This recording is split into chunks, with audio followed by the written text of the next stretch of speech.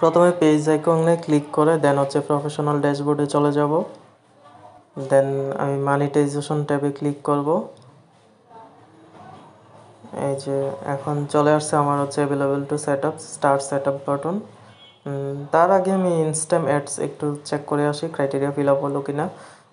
Eligible country হয় নাই, আর হচ্ছে ওয়াচ টাইম হয় নাই, যদিও কোনো ভিডিও নাই এজন্য ওয়াচ টাইম হয় নাই, বাকি সব ঠিক আছে।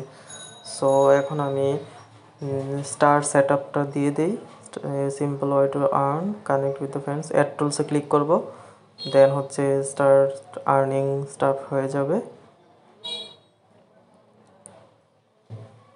এই যে you can now start earning, এখন থেকে ইনকাম হয়ে যাবে।